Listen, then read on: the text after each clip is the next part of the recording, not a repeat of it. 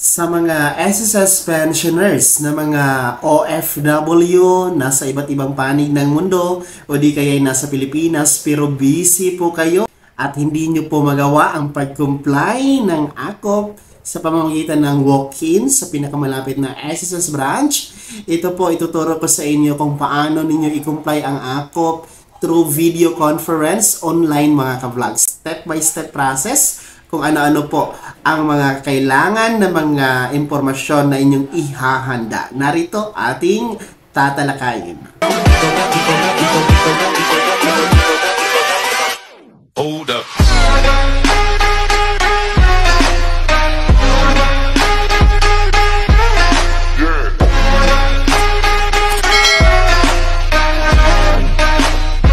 Hello mga ka-vlogs! Welcome dito sa aking YouTube channel. Magandang araw po sa lahat ng mga manonood. Saan po kayong dako sa mundo?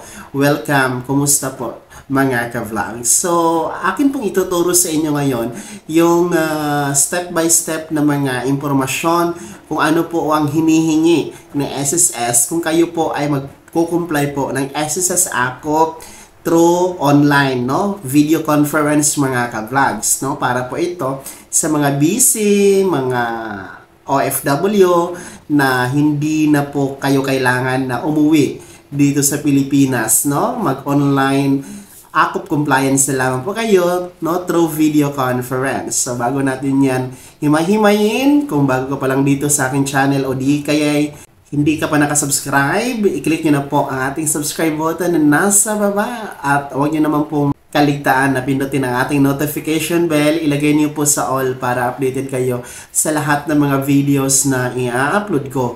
So, mabalik tayo dito sa SSS AKOP compliance. Sapagkat ito po ay required ni SSS po sa lahat ng mga pensionado, no? Ma-retirement pensioner ka man, total disability, survivor or death pensioner, dependent children under guardianship, ay required po kayo magpa-AKOP basta 80 years old pataas. Ayon po yan sa SSS Circular 2023-013, no? At ang compliance po ng AKOP ay every birth month, no? Kaya naman po, halimbawa ngayon, July, kung birth month nyo po ay July, at kayo ay 80 years old pataas, kayo po ay required na magpa-AKOP para tuloy-tuloy ang pagtanggap ng buwanang pensyon kay SSS mga ka-vlog. So, ganun po ang kahalagahan ng SSS AKOP para din po ma-determine ni SSS, no, kung talagang buhay pa ang SSS pensioner, talagang legit, totoong tao po yung pensionado ni SSS. So,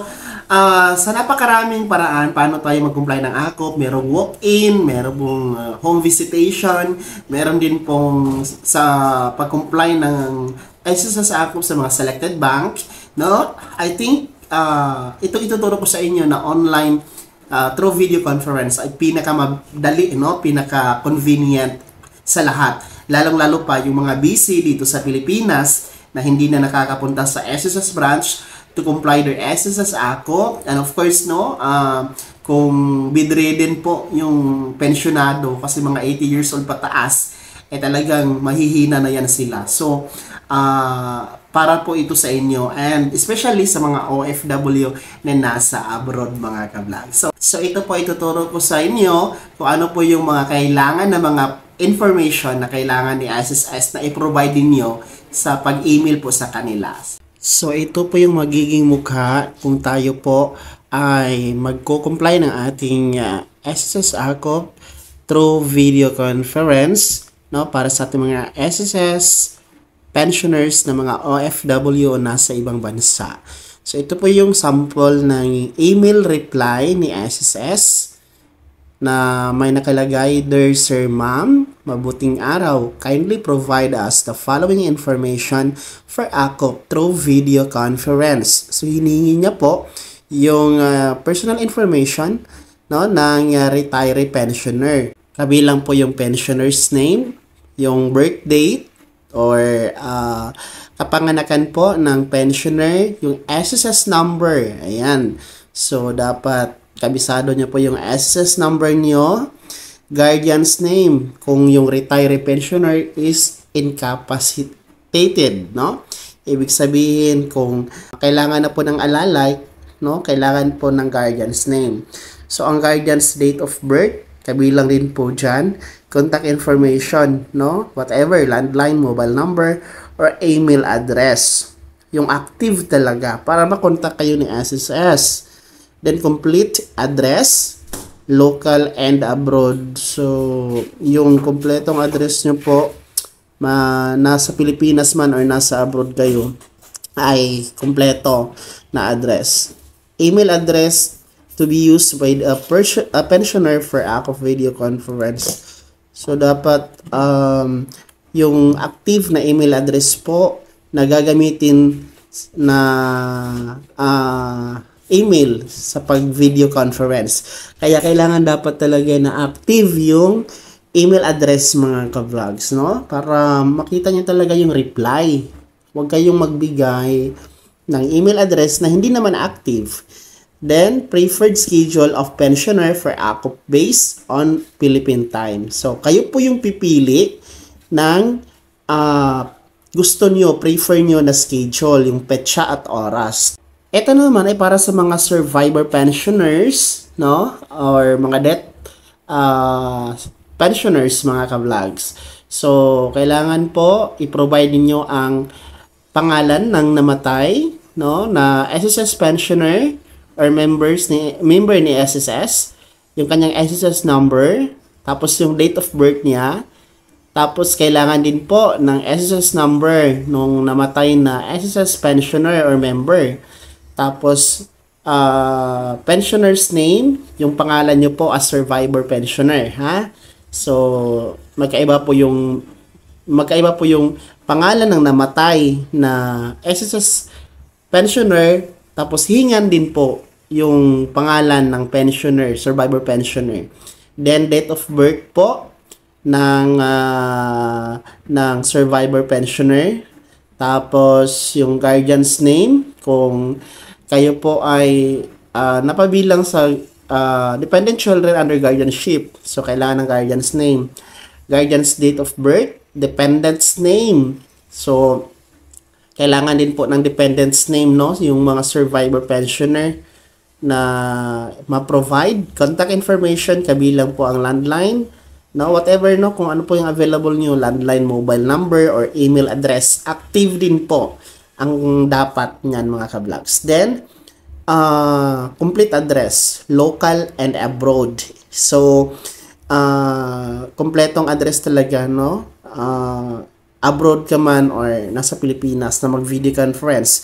Email address ay hihingin din po, no, na siyang gagamitin po for video conference, no, ng SSS para kayo ay magpa-AKOP. So, dapat active talaga yung email address nyo mga ka-vlogs.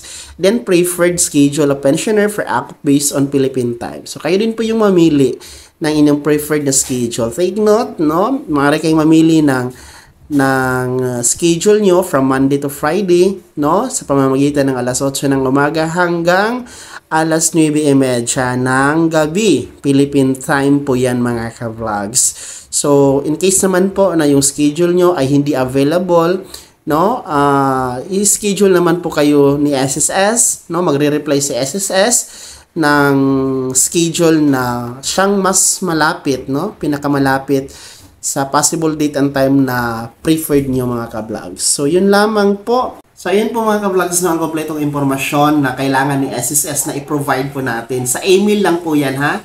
So, dapat kumpletuhin nyo po yun. Dapat tama po, no? Especially spelling, yung mga information, baka magkabaliktad-baliktad. Double check nyo bago nyo po i-send yung reply nyo kay SSS. So, after nyo po ma-submit ang mga informasyon na yun through email, antayin nyo po ang reply ni SSS, no? Kung okay po yung preferred date na gusto ninyo, no? Kung hindi naman po yun available, ay si SSS naman po yung magsiset, no, sa pinakamalapit na schedule doon sa preferred na date and time na gusto niyo mga ka-vlogs. So, yun lamang po, no, mabilis yun. Actually, mas mabilis nga itong online through video conference na pag-comply ng SSS sa AKOP, no? Hindi ka na mamamasahe. Of course, kung taga nasa ibang bansa ka, OFW ka, ang mahal-mahal ng ticket. Huwag na kayong umuwi ng Pilipinas, no?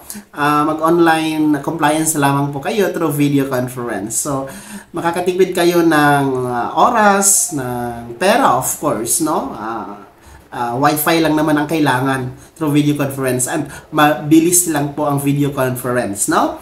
Mabilis lang, hindi po yan nagtatagal ng ilang oras. Mga minuto lang yan siya, mga ka-vlogs. So ayun po, sana'y nakatulong ang video na to at meron kayong idea, no? Lalong-lalo pa sa mga merong birth month, no? Nagbi-birthday or magbi-birthday pa hanggang katapusan this month of July. Abay, mag-comply na kayo ng inyong SSS AKOP, mga ka-vlogs, dahil baka po maputol temporary pagdating ng August ang inyong pensyon or September. So, dapat i-comply nyo na ha, mga magbe-birth month ng,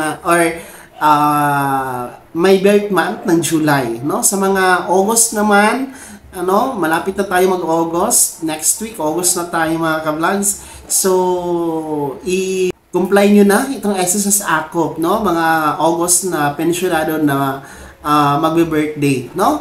Para maiwasan po natin ang pagputol, no? Pagkaputol ng ating SSS pension monthly, temporary. So, yun po yung kahalagahan ng SSS AKOP.